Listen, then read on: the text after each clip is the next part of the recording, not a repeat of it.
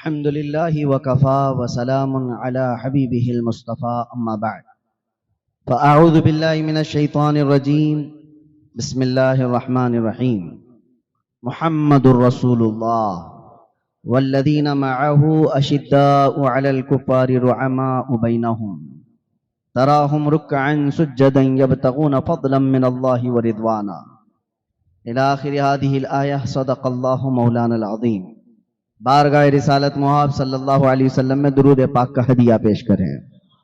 اللہم صلی علی سیدنا محمد معدن الجود والکرم وآلہ واصحابہ الکرام وابنہ الکریم وبارک وسلم صلاۃ دائمۃ سرمدا ابدا.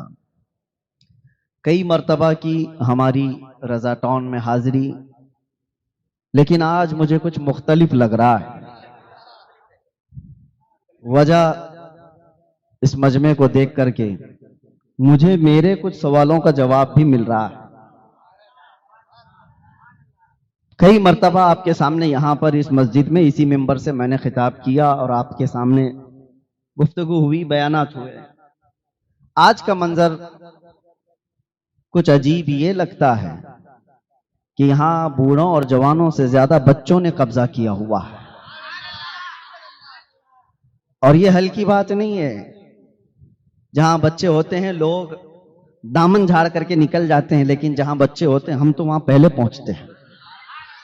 اب ایک بات سمجھ میں آ رہی ہے، بچوں میں یہ تقریر سننے کا جذبہ، یا عام طور پر ایسا ہوتا ہے کہ مولانا لوگوں سے بچے بھاگتے ہیں، دور ہونا چاہتے ہیں، تھوڑا سا ڈرتے ہیں. لیکن یہاں پر پورا جم غفیر شروع سے لے کر یہاں تک دیکھا جا رہا ہے یہی سب قبضہ کیے ہوئے ہیں.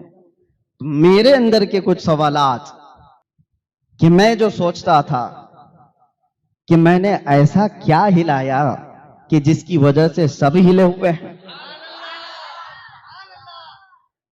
کس کو اتنا ٹھیس پہنچا یا کس کو کیا تکلیف ہوئی، تو یہ بات سمجھ میں آتی ہے کہ وہ دور کی سوچتے ہیں کہ بوڑھوں کے بڑے مجمع سے وہ انقلاب نہیں آتا جو بچوں سے انقلاب آ سکتا ہے.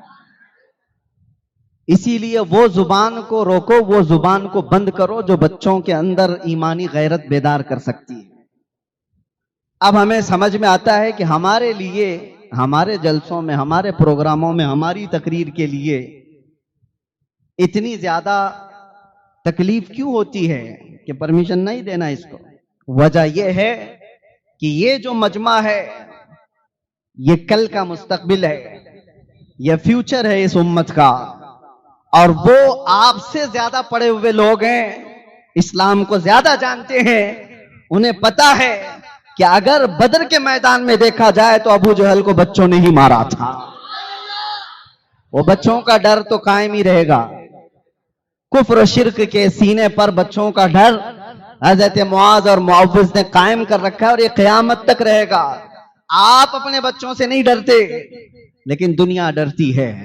اسی لیے کہ ہم نے دیکھا 2021-22 میں وہ پاکھنڈی جو حضور کی شان میں بھونکتا تھا، اس کے گوفے میں ایک 8 سال کا بچہ آ گیا تھا، مسلمان بچہ پانی ڈھونڈتے ہوئے آ گیا تھا. اس نے اتنا ہلہ کر دیا، پوری میڈیا کو بلایا اور کہا ایک آتنکوادی آ گیا. ارے 8 سال کے بچے سے تمہارے لاؤ لشکر کو اتنا ڈر کیسے، اتنا ڈر کیسے؟ وجہ یہی ہے کہ وہ ہم سے زیادہ جانتے ہیں کہ بدر کی تاریخ کیا تھی. ہر بچے میں وہ لگنے لگ جاتا ہے کہ کہیں یہ معاوض و معوض کی شکل میں تو نہیں آ رہا ہے. ابو جہل اسی بات سے بے خبر تھا کہ میرا مقابلہ ہوگا تو پہلوانوں سے ہوگا، بڑے بڑے سرداروں سے ہوگا. اسے یہ خبر تک نہیں تھی کہ اس کے گھوڑے پر بیٹھنے کے بعد صرف چھوٹی عمر کے 2 بچے آ کر اس کو گھوڑے سے گرا بھی دیں گے اور اس کو فنا فی النار بھی کر دیں گے. اس نے مرنے کے وقت یہ کہا تھا مجھے غم اس بات کا نہیں کہ موت آ رہی ہے. عرب لوگ موت سے ڈرتے نہیں ہیں. ابو جہل یہ کہتا ہوا مرا مجھے ڈر اس بات کا نہیں کہ موت آ رہی ہے، بلکہ شرم آ رہی ہے اس بات سے کہ میرا مقابلہ بڑے پہلوانوں سے نہیں ہوا، چھوٹے بچوں سے ہو گیا. چھوٹے بچوں نے مجھے اس دنیا سے ختم کر دیا. بہرحال میرے عزیزوں، ہمارے معاشرے میں اگر یہ انقلاب آ رہا ہے تو اچھے دن اصل میں ہمارے آنے والے ہیں. یہ انقلاب اگر آ رہا ہے جوان اور بوڑھے کھڑے ہو کر انتظار کرتے رہیں گے اور بچے بازی لے جائیں گے انشاءاللہ. اس لیے کہ 100 سال پہلے اقبال نے کہا تھا، سنا ہے قدسیوں سے میں نے کہ وہ شیر پھر ہوشیار ہوگا. کون سا شیر؟ کون سا شیر ہوشیار ہوگا؟ اقبال کہتا ہے کہ نکل کر کے صحرا سے جس نے الٹ دیا تھا تخت روما کو، صحرا میں رہنے والا وہ جوان، بادیہ نشین، کھجور کھا کر گزارنے والا، پیون لگے کپڑے پہننے والا، لیکن جب وہ نکلا تھا تو روما کے تخت کو الٹ کر رکھ دیا تھا. روم کیا ہے؟ پرشین امپائر اور رومن امپائر دو دنیا کی بڑی طاقتیں تھی. جیسے آج امریکہ اور رشیا کو سمجھتے ہیں لوگ، اس سپر پاور کو گھٹنے ٹیکنے پر مجبور کرنے والی بہت بڑی جماعت نہیں تھی. یہ صحرا سے نکلنے والے وہ جوان ہی تھے. عزیزان گرامی وقار، انقلاب ایمان سے آتا ہے، انقلاب تعداد سے نہیں، انقلاب حب مصطفیٰ سے آتا ہے، انقلاب ہتھیاروں سے نہیں. اسی لیے ہندوستان میں بڑی جماعتیں آ کر، فوجیں آ کر اسلام کی تبلیغ نہیں کی. اسلام میں سب سے بڑا اثر رکھنے والی تبلیغ سرکار غریب نواز کی ہے. وہ حب مصطفیٰ کے ساتھ آئی ہوئی جماعت تھی، وہ توکل علی اللہ کے ساتھ آئی ہوئی جماعت تھی. وہ طاقت ایسی ہے کہ صدیوں اثر رکھتی ہے. آج آپ کی جماعتوں سے ڈر نہیں ہے. تنظیمیں بنی ہوئی ہیں، آپ بھی بنا سکتے ہیں، تنظیمیں بہت بنتی ہیں. ہم نے اسی لیے ہمیں بڑی تنظیم وغیرہ کچھ بنانے سے اسی لیے روکا گیا تھا. میں بہت تفصیل میں نہیں جاؤں گا اس لیے کہ ساری چیزیں پھر ریکارڈ ہوتی ہی رہتی ہیں. آپ کو ایک بات میں بتاؤں، بڑی تنظیموں سے ڈر نہیں، بڑی طاقتوں سے ڈر نہیں. دنیا ایک بات سے ڈرتی ہے کہ ایمان نہ آ جائے کسی کا، اور وہ ایمان جو انقلاب لاتا ہے وہ بہت عظیم طاقت ہے میرے عزیزو. آپ کو اندازہ بھی نہیں، آپ کو اندازہ بھی نہیں اس چیز کا. آج بھی آپ دیکھ رہے ہوں گے، آج بھی آپ دیکھ رہے ہوں گے، ایمانی طاقت جہاں ہو یا حب مصطفیٰ پر سرشار کوئی ہو، دنیا اس کی تمام چیزوں سے خوف رکھتی ہے. اسرائیل آج دنیا کا وہ ناسور، دنیا کا وہ کینسر جس نے ہر ملک کی سٹڈی کر رکھی ہے کہ کہاں کون سی جماعتیں، کون سی تحریکیں، کون سی تنظیمیں زیادہ اثر رکھتی ہیں. ان کے ہاں جو تنظیموں سے خوف نہیں ہے، انہوں نے کہا ہے تبلیغ کرنے والی یہ جماعتیں ہیں، ان سے ان کو ڈر نہیں ہے. انہوں نے کہا یہ بے ضرر لوگ ہیں. بے ضرر کا مطلب کسی کو کچھ نہیں کہتے، یہ تبلیغ کرنے والے لوگ ہیں، ان سے کسی کو ڈر نہیں اور ہم کو بھی ڈر نہیں. اور ڈر کس سے ہے؟ کہتے ہیں ڈینجرس لوگ، خوفناک وہ لوگ ہیں جو پیروں سے معذور بھی ہوں اور لبیک پکارتے ہوں، ان کا جسم سلامت بھی نہ ہو لیکن حب مصطفیٰ سے بھرے ہوئے ہوں تو ان کے لیے موسٹ ڈینجرس. یہ کیا ہے میرے عزیزو؟ اس بات کو آپ سمجھیں. آج اگر بچے یہاں پر بھرے ہوئے ہیں تو میرا ایک پیغام سن کر کے جائیں. اب ہمارے جو بچے تھے، ہمارے جو شاگرد تھے، وہ اب بچوں والے ہو گئے. ان سے بھی میں کہتا ہوں اب مسجدوں کو اکیلے مت جانا، ان کو لے کر کے ہی جایا کرو. یہ مسجدیں بھر دو انہی بچوں سے. جو زنگ لگے ہوئے ہیں اگر وہ سدھر گئے تو ٹھیک ہے، نہیں تو ان پر کام کرو، ان پر محنت کرو. یہ صاف ستھرا دل رکھتے ہیں اور اس صاف ستھرے دل کے اندر حب مصطفیٰ آج ہی بھر گیا. ہزاروں بڑے لوگوں سے زیادہ اثر ان کی زندگی پر ہوگا. بڑے بڑے لوگ جو کام نہیں کر سکتے وہ یہ بچے صاف ستھرے دل کے ساتھ کر جائیں گے انشاءاللہ. اور کبھی اپنی صفوں سے ان کو بے دخل مت کیا کرو، مسجدوں سے انہیں نہ بھگاؤ کہ بچے شور کرنے والے لوگ ہیں ان کو نکل جانے دو. نہیں، یہ اسی عمر کے اندر بہت ساری چیزیں کیچ کر رہے ہیں، اپنے ذہن میں محفوظ کر رہے ہیں. کل کو یہ ان کے اندر وہ چیزیں آئیں گی. میرے عزیزو، آج ہمیں جس طرح سے آپ بڑے بڑے مجمعوں میں पुकारता हुआ देखते हैं, हमारे अंदर बेखौफी और निडरपन कहां से आया? हमने भी अपनी छोटी उम्र में किसी को देखा, बुजुर्गों को इस तरह से देखा, बिला खौफ लौमत लाइम, उनकी जिंदगियां हम पर असर करती गईं। उनको देखा था कि किसी को खातिर में नहीं लाते।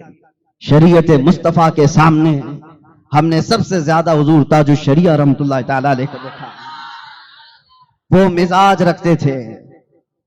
मैं मिस्र में पढ़ने के जमाने में देखता, आप तशरीफ लाए, उस वक्त आपकी बीनाई नहीं थी। बगल में आपके बैठे हुए बहुत बड़े आलिम दीन अजहर में जो हदीस का दर्स भी दिया करते थे, जाम मस्जिदुल अजहर में बुखारी पढ़ाने वाले। लेकिन चूंकि वहां का माहौल है, बड़े बड़े लोग उलमा, वो डॉक्टर भी हैं, पेशे से डॉक्टर भी हैं और बुखारी का दर्स भी देते थे। वो सूट में थे, टाई पहने हुए थे। उनके यहां ये नॉर्मल बात है। टर्की में, मिस्र में आप वहां जाएंगे तो उलमा भी ये सूट बूट में रहते हैं, उनका एक लिबास है। हजरत के बगल में बैठे हुए और अपना एक असर और रसूख रखने वाले। हजरत को आपके मुसाहिबीन में से एक ने कहा कान में कि आपके साथ बैठे हुए ये बड़े अजीम यहाँ के मुहद्दिस भी हैं, बड़े आलिम भी हैं, लेकिन वो टाई पहने हुए बैठे हैं। उसी वक्त हजरत अपना चेहरा सीधा कर लिया और सीधे अरबी में उनसे दो टोक कह दिया, ये नहीं देखा कि मैं यहां मिस्र में मेहमान बन के आया हूं, ये नहीं देखा कि मैं 4 दिन के दौरे पर आया हूं, मुल्क इनका है, असर इनका है, इन्फ्लुएंस इनका ज्यादा है। जो शरीयत कहती थी कह दिया। उनको बुरा लगता है या नहीं लगता ये भी नहीं, कहना था कह दिया कि ये हराम है, शियार नसारा है, ये हमारी तहकीक है। हम उस वक्त थोड़ा सा सहमे हुए थे कि पता नहीं महफिल क्या हो जाएगी। वो बिगड़ करके चले गए तो क्या होगा हमारा सबका? हम भी यहां पढ़ने के लिए आए हुए हैं, सारे लोगों का क्या होगा? हजरत को बोलना था, बोल दिए। मेरे अजीजों, ईमान की सच्चाई के साथ जब कोई इस्लाह करता है तो हमने उसका असर देखा। उसी वक्त उन्होंने अपने गले से उठाई निकाली थी, कहा हमारा जो मसला है यहां का उर्फ है, उर्फ है, मशहूर है, सब पहनते हैं, वो सब अपनी जगह पर, लेकिन मैं इसके पहनने पर एक भी दलील नहीं देना चाहता। आपके नजदीक हराम है, मैंने निकाल दिया। असर भी देखा। मेरे अजीजों, जब बड़ों को हम इस अंदाज से देखते हैं तो फिर ये ईमानी गैरत भी बेदार होती है, ईमानी हरारत भी हमारे अंदर आती है।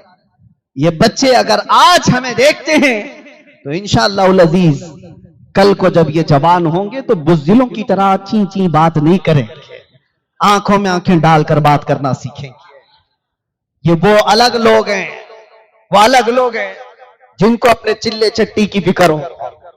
ये सुन्नी सहीहुल अकीदा वो बच्चे हैं जो हुब्बे मुस्तफा पर किसी बात से सौदा नहीं करते। और आज मैं इसी बात पर आपके सामने आया हूं। बात है आज हजरत उमर फारूक की। और जाहिर सी बात है, हमने तमहीद छेड़ी है तो अब उसी जात तक पहुंचते हैं।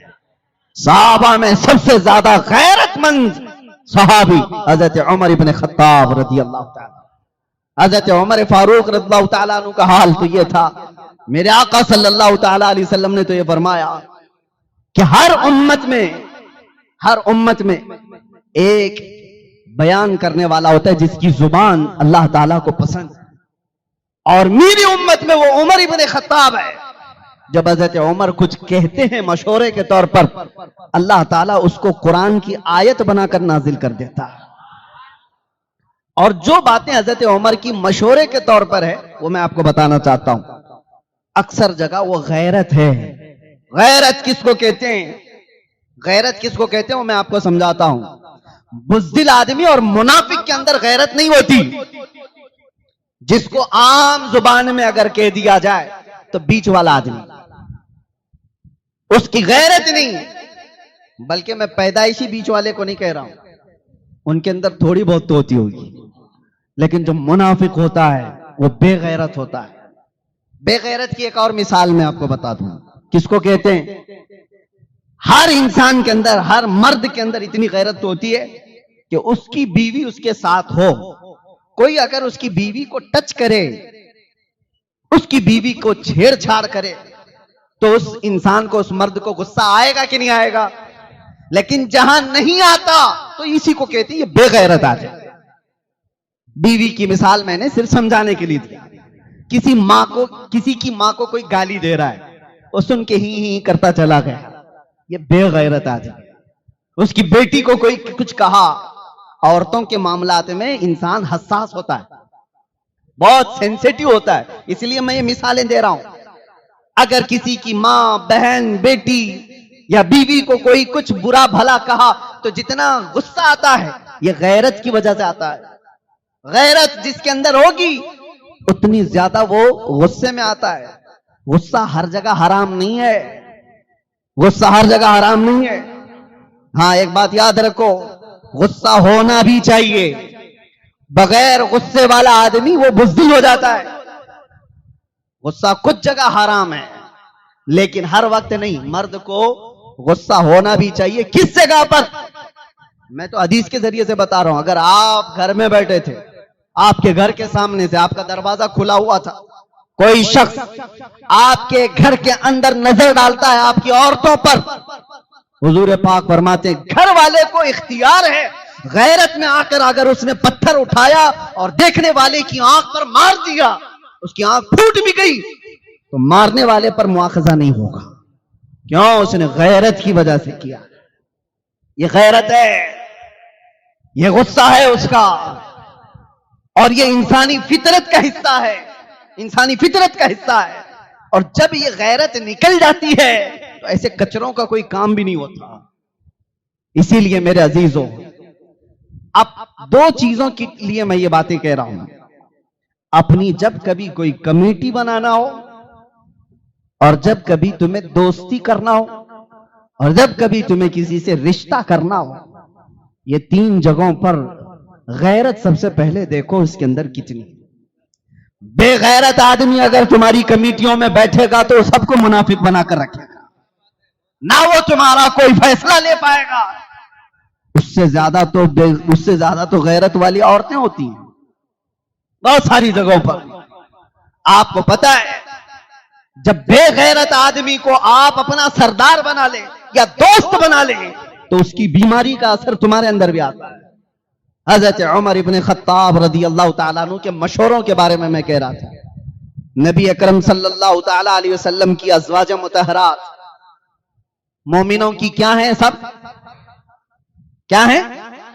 حضور کی بیویاں مومنوں کی ماں ہیں. ام المومنین کہا جاتا ہے حضور کی ہر بیوی کو. پہلے وہ صحابہ اکرام حضور کے گھروں پر جاتے تھے تو حضور کی بیویاں کوئی سامان لینا ہے دینا ہے آمنے سامنے ہو جاتی تھی. یہ معاملہ تو نارمل تھا, لیکن حضرت عمر کو یہ پسند نہیں تھا.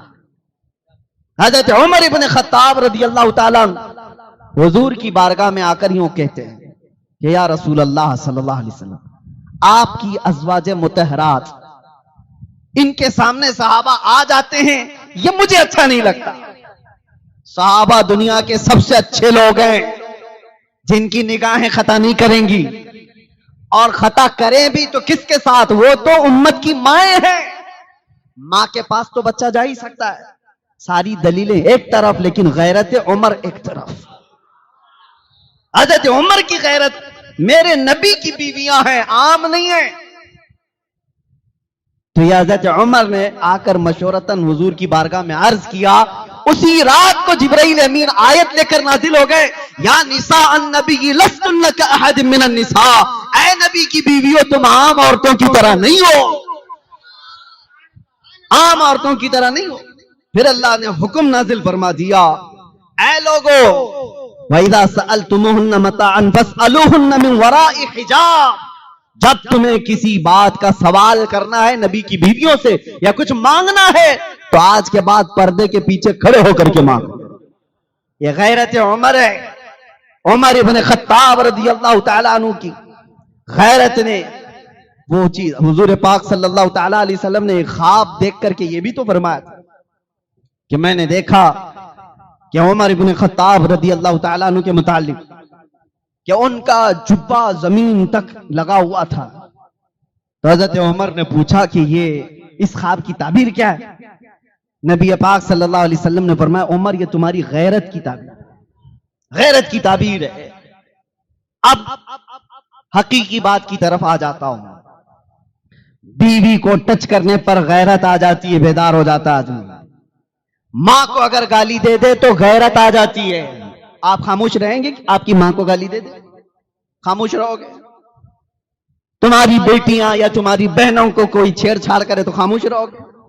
جو ری ایکشن ہوگا کر ہی ڈالو گے آپ، پتہ ہے۔ سامنے والے سے کہو گے کہ غلطی سے ہو گئی ہے تو ٹھیک ہے، لیکن دوبارہ کرے گا تو دانت توڑ دوں گا، انگلی موڑ دوں گا، کچھ تو آپ ری ایکشن تو کرو گے۔ ریئیکٹ کرتا ہے آدمی۔ یہ سب تمہاری غیرت کا 10واں حصہ بھی نہیں ہے۔ عورتوں کے بارے میں جو غیرت مند ہوتا ہے 10واں حصہ بھی نہیں غیرت کا۔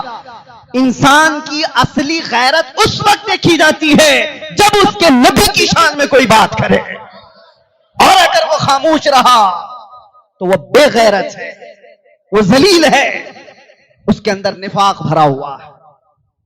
نبی اکرم صلی اللہ تعالی علیہ وسلم کے متعلق غیرت اگر سب سے زیادہ میں نے محسوس کیا وہ عمر ابن خطاب کی بارگاہ، وہ ہلکی چیز بھی نہیں برداشت کرتے تھے، نہیں برداشت کرتے۔ آپ نے سنا ہوگا ایک مسلمان اور یہودی کے جھگڑے کے بارے میں، زمین کا جھگڑا تھا۔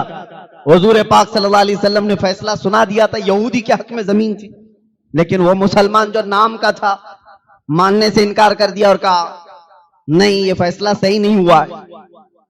کہا کہاں فیصلہ کرائیں گے؟ عمر ابن خطاب کے پاس۔ ان کے فیصلے مشہور تھے، عدالت مشہور تھی۔ حضرت عمر کے پاس آنے کے بعد یہودی نے پہلے ہی سے کہہ دیا کہ یہ ہمارا میٹر زمین کا پہلے رسول اللہ کے پاس گیا تھا۔ وہ یہودی حضور کو ماننے والا تو نہیں، یہودی تھا۔ حضرت عمر چونک کے کہا کہ پھر وہاں سے نہیں ہوا؟ کہا انہوں نے تو فیصلہ میرے حق میں سنایا، لیکن یہ تمہارا مسلمان بھائی مانتا نہیں ہے۔ کہا یہ تم سے کرائے گا۔ پھر حضرت عمر نے تلوار اٹھائی اور اس کی گردن مار دی۔ میرے عزیزو یہ سننے کے لیے تو آسان ہے، عمر ابن خطاب عام آدمی نہیں ہے، ان کا عمل شریعت بننے والا ہے، ان کا عمل قیامت تک کے لیے لوگوں کی تقلید کا سبب بننے والا ہے۔ ہر اٹھے بیٹھے کچھ کام کر نہیں سکتے تھے، لیکن گردن تمہاری دی۔ اب مدینے میں مشہور ہوا عمر ابن خطاب نے ایک مسلمان کو مارا تھا، تو وہ مسلمان دکھنے میں نام، حضور کے پاس آنا جانا، نمازیں پڑھنا۔ اب ایک طرف حضرت عمر ہیں اور ایک طرف وہ قتل کیا ہوا، اس کی طرف سے لوگ بھی کہہ رہے ہیں کہ عمر نے بہت بڑا کام کر دیا، بہت، کہ یہ جذبے میں آ کر کے کسی کی گردن مار دیا۔ یہودی اور مسلمان کی جب بات ہو تو ایک مسلمان کا کیسے قتل؟ حضرت عمر کو بلایا گیا حضور کے پاس اور حضور پاک صلی اللہ علیہ وسلم نے پوچھا عمر تم نے ایک مسلمان کی گردن ماری؟ اب جواب سنو۔ حضرت عمر نے کہا یا رسول اللہ میں اس کو مسلمان مانتا ہی نہیں تھا، نہیں میں نے کسی مسلمان کی گردن نہیں ماری۔ تو حضور نے فرمایا تم کو کیسے پتا وہ مسلمان تھا کہ نہیں تھا؟ اب یہ بڑی چیز ہے، کسی کے بارے میں کوئی کہہ نہیں سکتا، کیسے کہے گا؟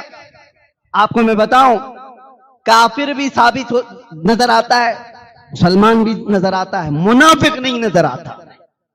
منافق دل کے اندر چھپا ہوا ہے، بغض ہے، عداوت ہے، سب ہے، اس کی پیشانی پہ لکھا ہوا تو نہیں ہے۔ اب آج کے زمانے میں کسی کو منافق نہیں کہہ سکتے، یہ بھی مسئلہ سن لیں آپ، کسی کو منافق ڈائریکٹ، ہاں علامات نفاق ہے اس کے اندر یہ کہہ سکتے ہیں، نفاق کی چیزیں اس کے اندر ہے۔ منافق کہنا یہ غیب کی بات ہے، اور آج کون اس طرح غیب کی خبر دے گا؟ دل کے اندر چھپی ہوئی چیز۔ اب حضرت عمر نے جب یہ کہا میں اس کو مسلمان مانتا ہی نہیں، حضور نے فرمایا کیسے کیسے نہیں مانتے؟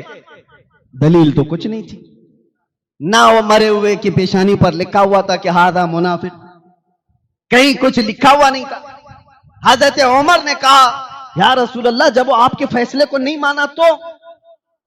یہ تو حضرت عمر کی بات چل رہی ہے میرے عزیزو، حضور بھی جرح کر رہے ہیں، یہ آرگیومنٹ ہو رہا ہے۔ رسول پاک صلی اللہ علیہ وسلم نے فرمایا عمر کیا تم اپنی طرف سے اپنی رائے سے یہ قائم کر لو گے کہ کون مسلمان ہے کون منافق ہے؟ कौन मुसलमान नहीं है? बात चल ही रही थी कि जिब्राइल अमीन आयत लेकर नाजिल हो गए। कुरान में अल्लाह ताला ने नाजिल फरमा दिया, फला व रब्बिका ला युमिनूना हत्ता युहक्किमूका फीमा शजर बैनहुम। ऐ महबूब, आपके रब की कसम, उस वक्त तक कोई मोमिन हो ही नहीं सकता जो अपने मसलों में आपके फैसले को नहीं मानता।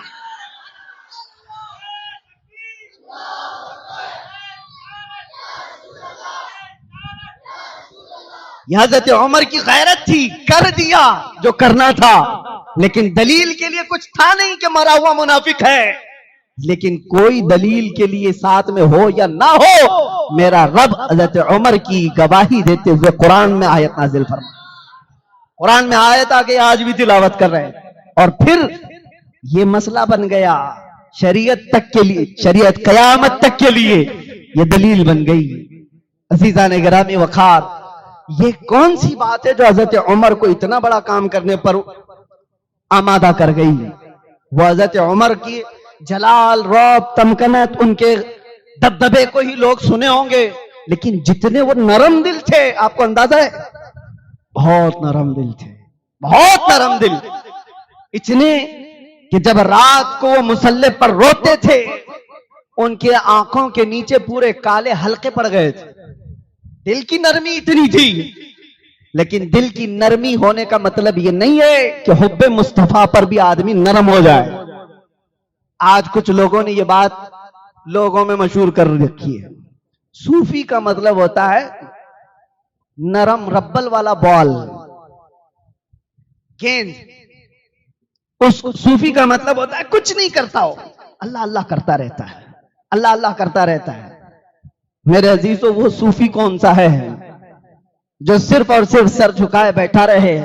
दुनिया का सबसे बड़ा सूफी तो करबला के मैदान में था। इमाम हुसैन से बड़ा सूफी कौन है? उनका नाम लेकर के रोटियां तोड़ने वाले, उनके नाम पर अपनी दुकानें चलाने वाले सूफी कहते हैं। और तुम्हें डर आती है, डर लगता है इमाम हुसैन की तरह बात करने के लिए। इनके किरदार हैं यजीदियों के, बात करते हैं हुसैन की। मैं ऐसे सूफियों को नहीं मानता।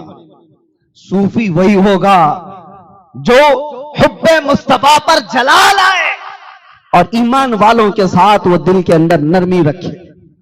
हाँ, सूफी वही है। नरम दिल तो होना ही चाहिए।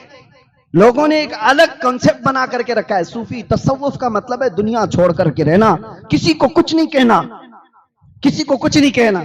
ये तो ऐसी है। एक सूफी साहब के बारे में सुना, खेत में बैठे रहते थे, भुट्टे की खेत थी उनकी, मकई की, और एक गधा आता था, खेत चरने लग जाता था, और ये तस्बीह हिलाते बैठे हुए हैं, तस्बीह भी पढ़ रहे हैं, और यहीं से अल्लाह बचा ले मेरे खेत को, अल्लाह बचा ले मेरे खेत को, अल्लाह बचा ले मेरे खेत को।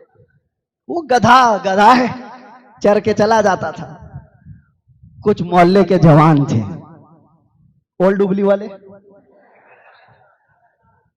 वो सूफी साहब को रोज देख रहे थे। कहा ये पीर साहब रोज तस्बीह घुमा रहे हैं और ये गधा चर के चला जाता है। एक दिन देखा, 2 दिन देखा, 4 दिन, इनकी तस्बीह नहीं खत्म होती और गधा खाना नहीं छोड़ता। आधा खेत खत्म हो गया था।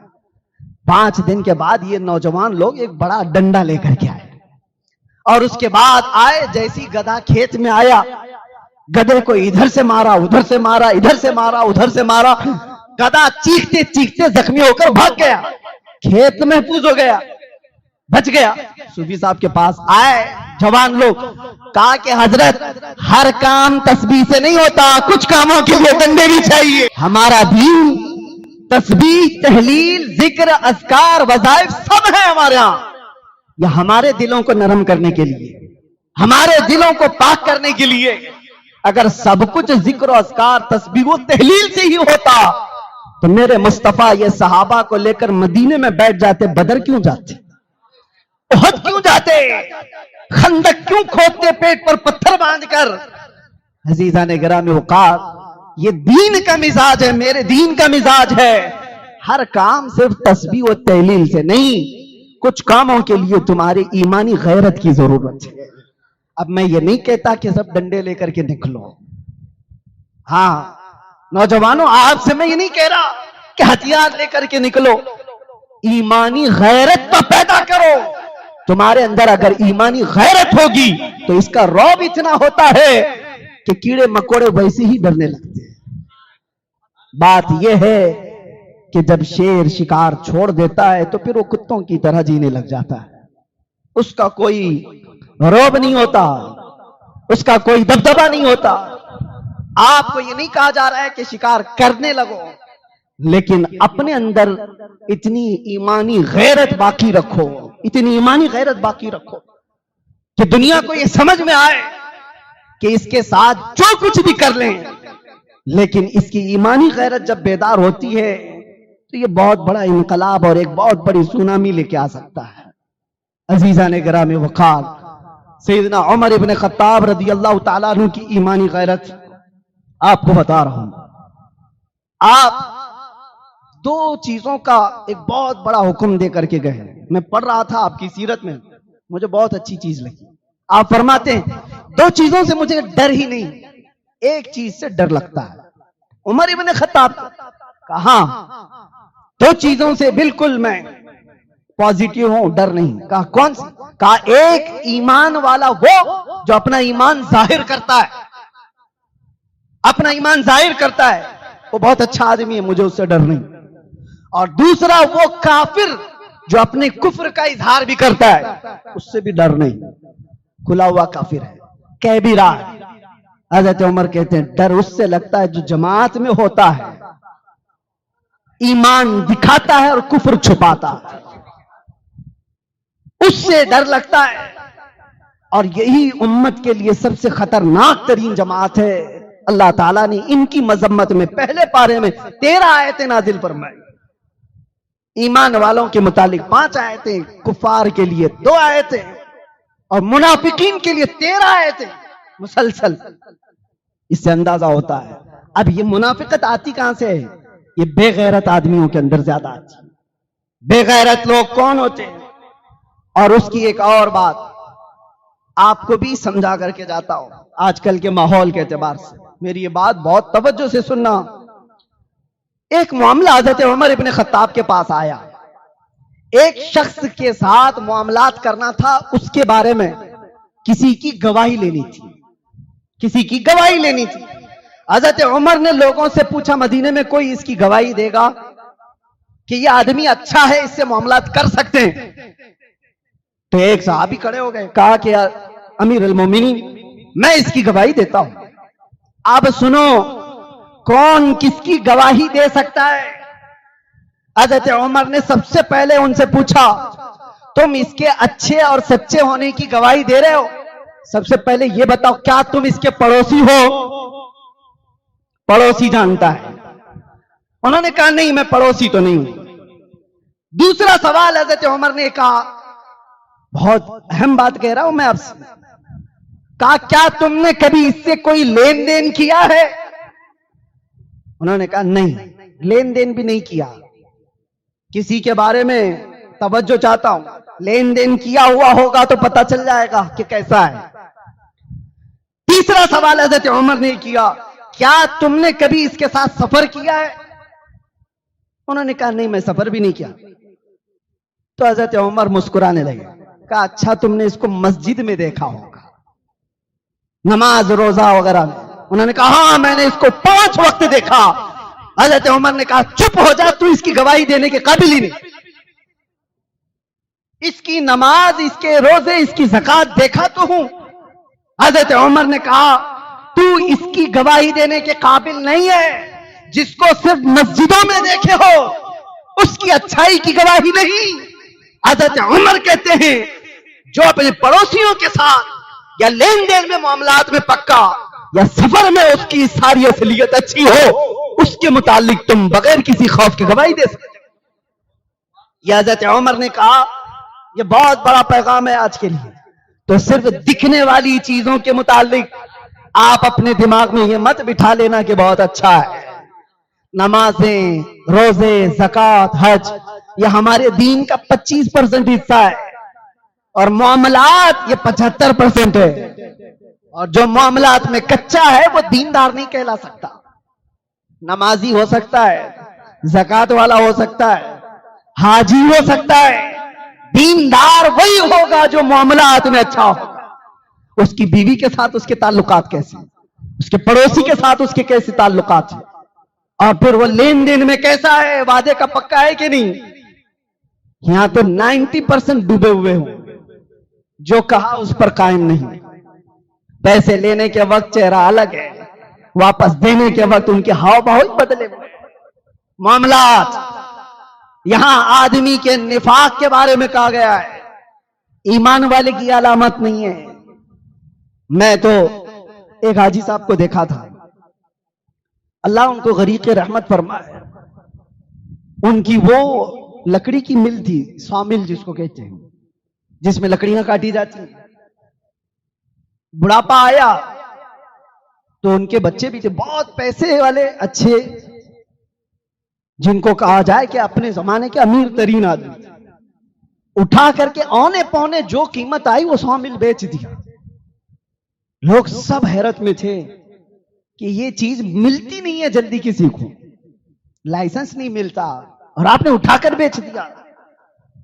انہوں نے میرے سامنے کہا کہ مفتی صاحب, مجھے ڈر صرف اس بات کا ہے کہ میرے مرنے کے بعد میری اولاد غیر قانونی لکڑیاں کہیں کاٹنا نہ شروع کر دی, اس لیے میں نے بیچ دیا. یہ ہے ایمانی غیرت, یہ ہے ایمانی غیرت. معاملات میں آدمی ایسا ہو جو اولاد کے سلسلے میں بھی اس طرح کا رویہ رکھتا ہو, وہ ایمان ہے میرے عزیز. سیدنا عمر ابن خطاب رضی اللہ تعالیٰ عنہ کے معاملات کے سلسلے میں جو باتیں ہیں وہ بھی تھوڑا میں عرض کر رہا ہوں. غیرت کے متعلق میں نے جو بات کی, اتنی غیرت تو ہونی چاہیے. حضرت عمر ہی وہ آدمی ہے تنہا جو جلدی دبنا نہیں چاہتے, جھکنا نہیں چاہتے کبھی بھی. صلح حدیبیہ ہو رہی تھی, آبجیکشن کسی کا نہیں تھا. تقریباً 1400 صحابہ تھے, وہ آمنا صدقنا کہنے والے سب تھے. حضور نے جو فرمایا وہ آخری بات ہے, لیکن 1400 صحابہ میں عمر ابن خطاب بھی تھے. حضور پاک صلی اللہ علیہ وسلم ڈیل کر رہے ہیں, ایگریمنٹ کر رہے ہیں مکہ کے کافروں کے ساتھ, کیونکہ حالات ایسے تھے. مکہ والوں نے رسول اللہ کو اور صحابہ کو مکہ سے 35 کلومیٹر دور روک دیا تھا کہ آپ عمرہ نہیں کر سکتے, احرام اتار کر کے واپس چلے جاؤ مدینے, اپنے جانوروں کو یہیں ذبح کر دو, اور اگلے سال آنا بغیر ہتھیار کے. ایگریمنٹ میں کیا کیا لکھایا جا رہا ہے کہ تمہارے اور ہمارے درمیان ان شرطوں پر ایک صلح ہوگی تو ہم آپ کو جانے دیں گے, ورنہ جنگ ہوگی. حضور نے فرمایا جنگ نہیں کرنا ہے, صلح کرنا. اب یہاں پر ایک ہی شخص ہے حضرت عمر, وہ کہتے ہیں جنگ کیوں نہیں کر سکتے, ان کتوں سے دبیں گے کیوں, ڈریں گے کیوں. یا رسول اللہ, بدر میں تو ہم تھے, احد میں بھی تھے, ہم خندق میں بھی تھے, یہ سب جنگیں ہم دیکھے ہیں, اور ان کو بھی ہم اچھی طرح سے دیکھے ہوئے ہیں, نمٹا دیں گے, جو ہوگا دیکھا جائے گا. حضرت عمر کی غیرت تھی, وہ کہہ رہے تھے کہ ان سے دب کر کے کیوں رسول اللہ صلی اللہ علیہ وسلم کریں گے, مگر وہ میرے نبی کی نظر تھی, وہ اللہ کی طرف سے وحی کی ہوئی نظر تھی. آپ فرما رہے تھے عمر میں جو دیکھ رہا ہوں وہ تم نہیں دیکھ سکتے. دل کو اس وقت تک اطمینان نہیں آ رہا تھا. صحابہ کو جا جا کر کے عمر ابن خطاب کیا کہہ رہے تھے, چلو سب کے سب مل کے حضور سے کہتے ہیں ہم سب لڑنے کے لیے تیار ہیں, مرنے کے لیے تیار ہیں, بغیر عمرہ کیے ہوئے کیوں ہم بال کٹا لیں, یہاں پر کیوں اپنے احرام اتاریں. سارے صحابہ کوئی آنے کو تیار نہیں. کیا حضور نے فرما دیا, اب اس کے بعد کیا کہیں گے. چند لوگ کہہ رہے تھے چلو عمر ایک کام کرتے ہیں, ابو بکر صدیق کو منا لیتے اور ابو بکر صدیق کو اپنی طرف کر کے رسول اللہ کے پاس لے کے چلیں گے, اور رسول اللہ ابو بکر صدیق کے مشورے کو رد نہیں کریں گے. تو یہ سوچ کر کے حضرت عمر گئے ابو بکر صدیق کے پاس اور سنانے لگ گئے کہ ابو بکر آپ دیکھ نہیں رہے, ایسی ایسی صلح ہو رہی ہے کہ مدینے سے کوئی آئے گا مکہ بھاگ کر کے تو یہ واپس نہیں کریں گے, اور مکہ سے کوئی ہمارے پاس آیا تو ہمیں واپس کرنا پڑے گا. بہت ساری ایسی دبی ہوئی شرطیں تھیں, عمرہ نہیں کرنے دیں گے اس سال, اور اگلے سال آئے بھی تو بغیر کسی ہتھیار کے آئیں گے, حفاظت کے لیے بھی کچھ نہیں رکھیں گے. یہ سب کیا باتیں ہیں. ابو بکر چلو ہم چل کر کے کہتے ہیں حضور کی بارگاہ میں کہ ہم لڑنے کے لیے تیار ہیں، جنگ کریں گے، اس کے بعد عمرہ بھی کریں گے۔ حضرت عمر کو جو جو بولنا تھا بول گئے۔ یہ غیرت کی بات تھی، یہ غیرت ہے، اور جہاں صداقت کمال پر ہوگی وہ صدیق اکبر کی تھی۔ غیرت الگ معاملات کراتی ہے، یہ کیا ہے؟ کوئک معاملات، ابھی دیکھا ابھی مار دوں گا۔ اور ایک ہے توکل اور صداقت کی ذات۔ صدیق اکبر نے عمر ابن خطاب کے کندھوں کو پکڑا اور جھنجھوڑ کر کے ہلا دیا، اور کیا سخت جملے کہے تھے جانتے ہو؟ اس دن بڑے سخت جملے کہا تھا، الزم غرضک یا عمر، کہا اے عمر زبان سنبھال کر کے بات کر، وہ رسول اللہ کا فیصلہ ہے، وہ رسول اللہ کا فیصلہ ہے۔ وہ تو کہہ رہے احرام اتار کر واپس مدینے چلے جاؤ، قسم رب ذوالجلال کی ہمارا ایمان یہ ہے، مصطفیٰ کہتے گردن اتار کر مدینے جاؤ تو بھی اتار کر جائیں۔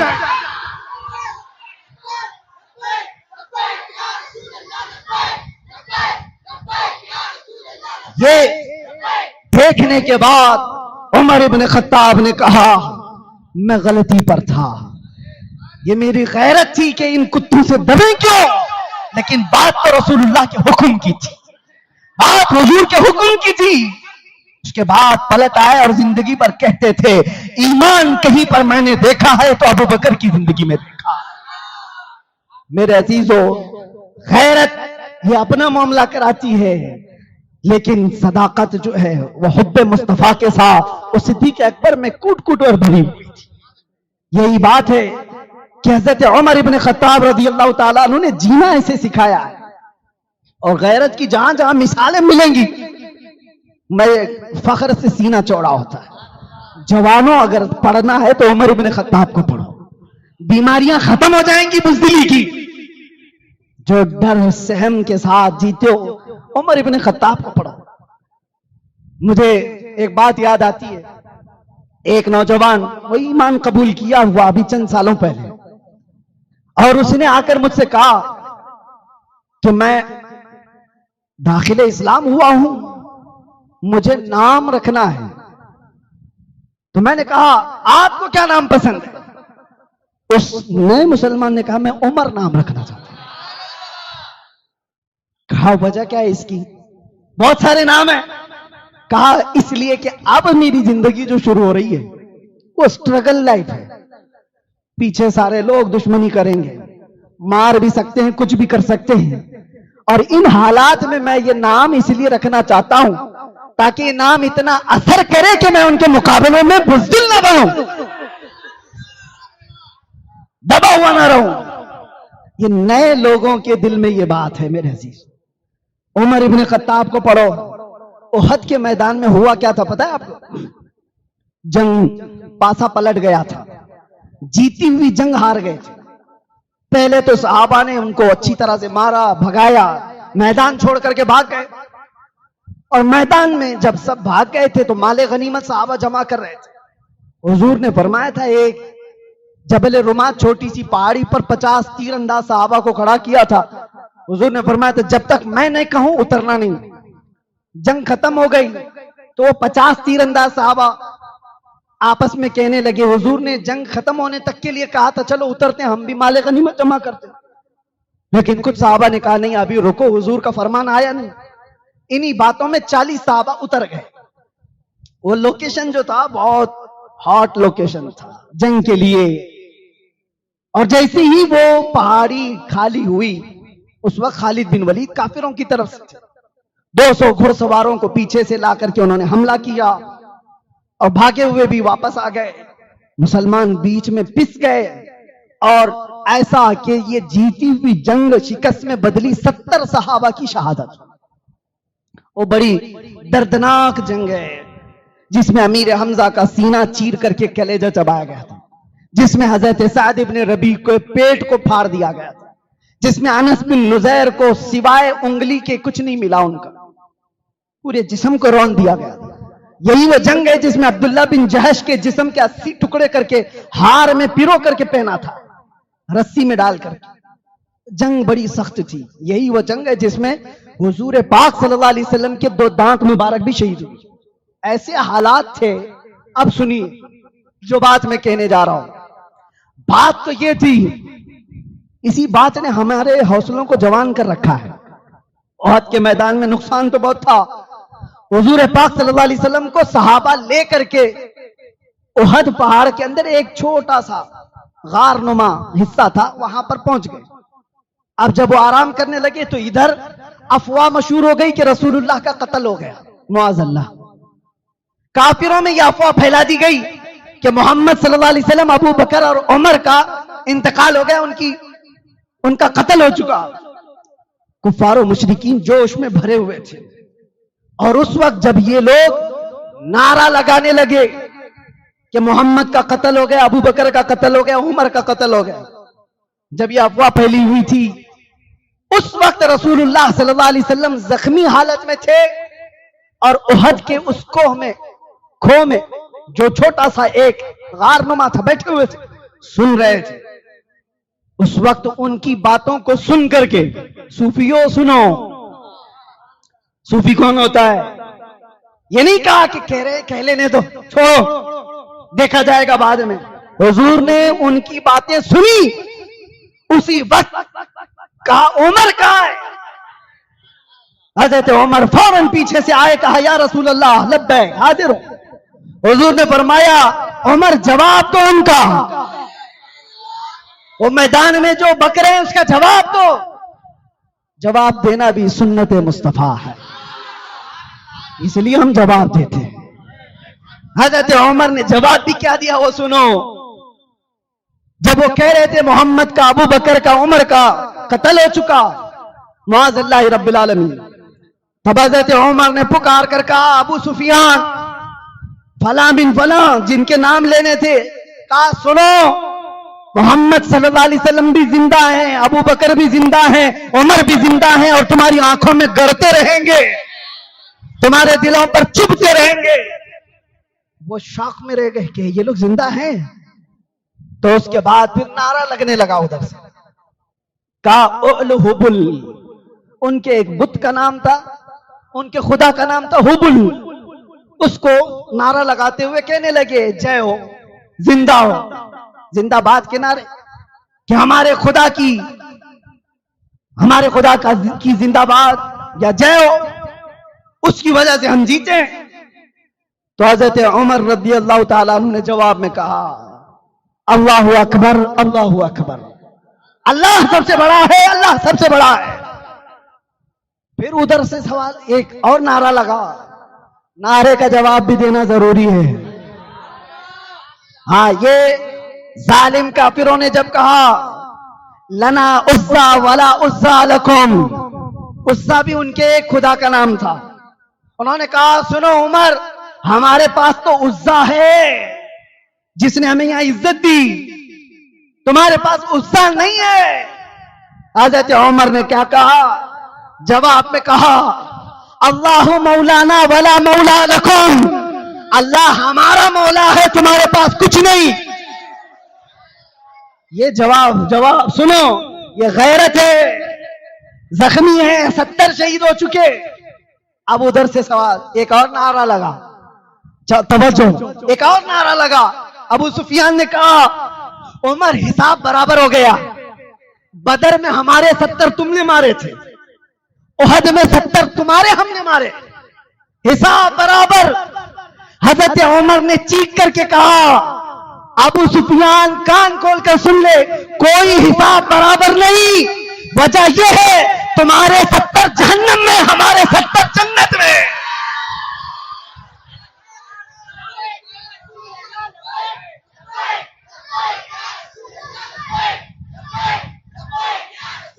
कौन सी बराबरी? कोई बराबरी नहीं है।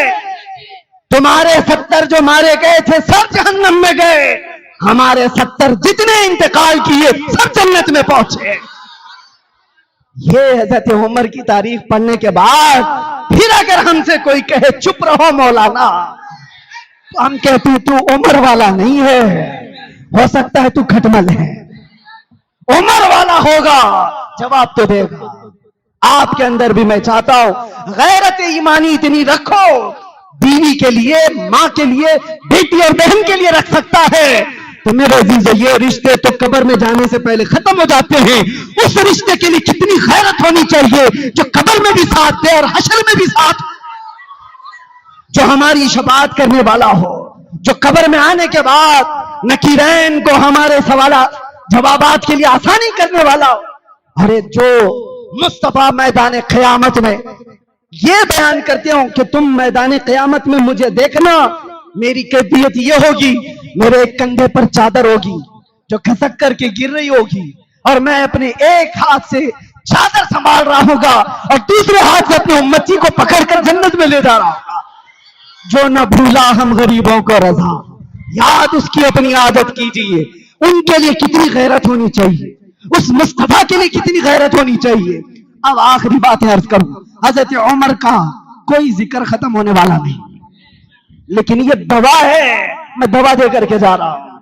ظاہر سی بات ہے آپ کو بھی یہ نسخہ دیتا ہوں، حضرت مفتی شکیل صاحب سے بھی کہوں گا، جب کبھی آپ پھسپھساپن دیکھیں تو اسپرے ماریں اور حضرت عمر کا نام جاپ کریں، انشاءاللہ العزیز یہ پلپلاپن ختم ہوگا۔